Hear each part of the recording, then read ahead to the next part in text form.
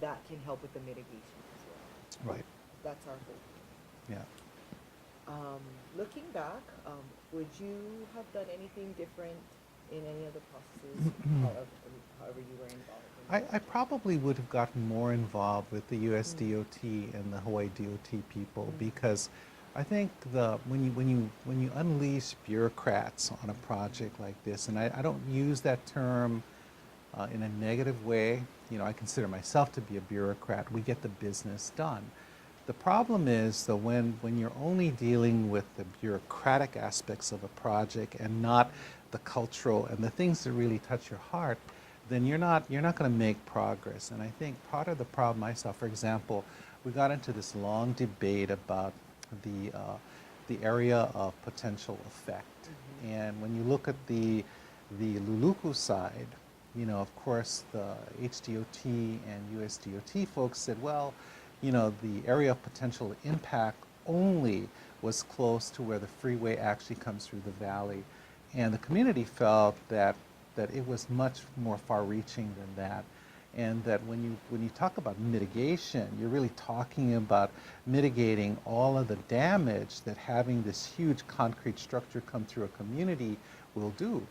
And so, you know, that's what I mean with when you look at just the bureaucracy and the rules and regulations that say, okay, 30 feet on both sides of the freeway. mm-hmm. Um, you know, I mean, if you went through the pyramid and you built a highway through the pyramid, I mean, so you're only 30 feet on the left and 30 feet on the right? No, I mean, I think that it ignores the reality that Mm-hmm. what was there, the community that was there, the things that were sacred to the community has now been disrupted. And so the rigidness of the regulations, I think, is something that probably could have been argued. And because the project went on for so many years, by the time we picked it up, at least when I came on board, some of those decisions and determinations had already been made. You know, those are the kinds of things that uh, legal actions really should have been based upon.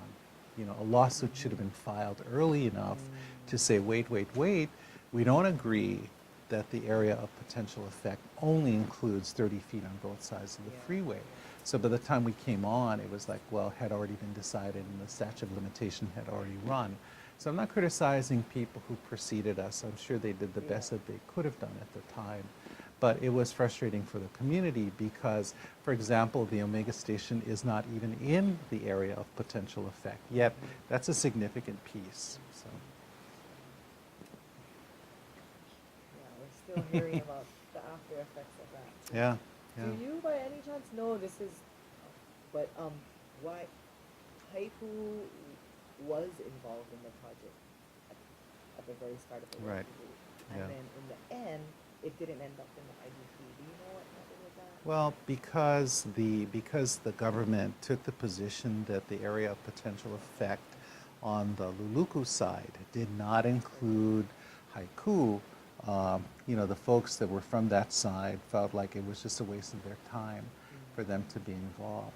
So now I know at the end there was an agreement from the US DOT guys that they would consider, you know, mitigating some of the sites over on the Luluku side, Mm-hmm. you know. So I think, you know, I think it would make sense for people like Mahealani Cipher to get back on board because they're going to have to help.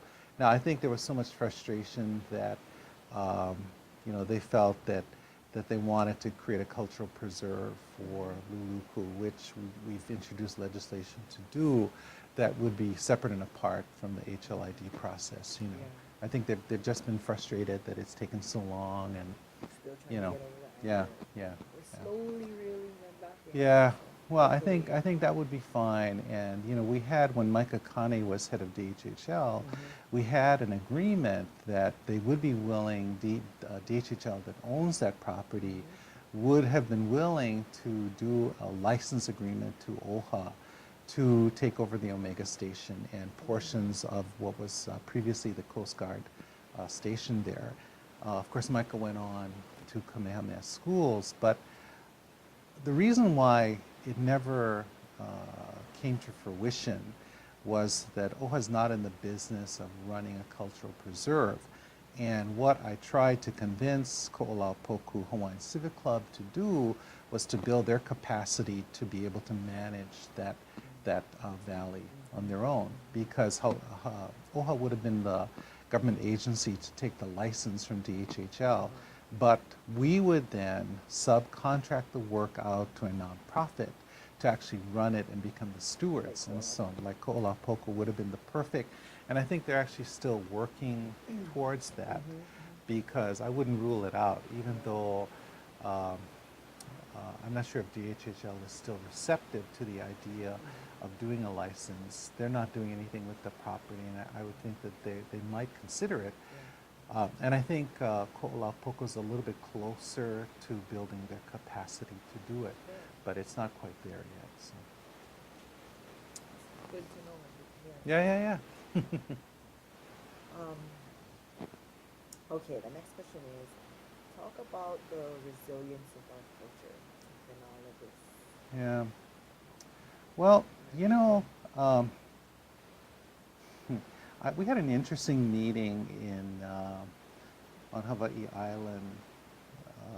The board did a few months ago, and there was a lot of anger about the telescopes up on Mauna Kea. And you know, and after the meeting, I was talking with someone who said that, you know, people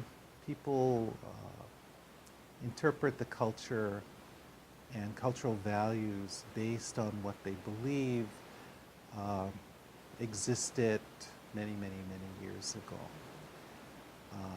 and ignore the fact that values and culture evolve. In a living culture, they evolve. And for us to say, well, Hawaiians would be offended and insulted by having telescopes up on Mauna Kea, that's really an assumption. And I realize making this statement sounds very controversial, that I'm not being supportive of things that Hawaiians might value. But there is some reality to that when we look at what our cultural values are, we are really ignoring an evolution that culture goes through. You know, we are simply saying, okay, that's what our ancestors would have felt. And our ancestors may have lived 100 years ago. Now, I'm not suggesting that we ignore what we believe are the foundation of Hawaiian values. That is very important. And yes, we are a very resilient people. We're still here. But, you know, I think sometimes we need to be realistic about how we interpret what should be done. And, you know, and of course, and I'm not criticizing people who claim to know what the value system should be. All I'm saying is that I'm not sure anyone could be an expert because of the evolution. You know, I know we joke about Girls' Day, Boys' Day in the Japanese culture, and you know, if you're Japanese on New Year's, you go through rituals with the mochi soup and all that. And you talk to people in Japan and you say, well, don't you have Girls' Day and Boys' Day? And they say, no, we don't do that anymore. It's the culture that was brought over when people immigrated from Japan to Hawaii. So, you know, it's a snapshot in time. So the culture has not evolved, whereas in Japan, the homeland, the motherland, the culture has evolved. And for better or for worse, you know, the rituals that we've adopted here have not gone through evolution, because, you know, the culture is not as robust as it was, you know, 200 years ago. So, Yeah. just an observation. No, but it's true. And then I think that's why it's so difficult for people nowadays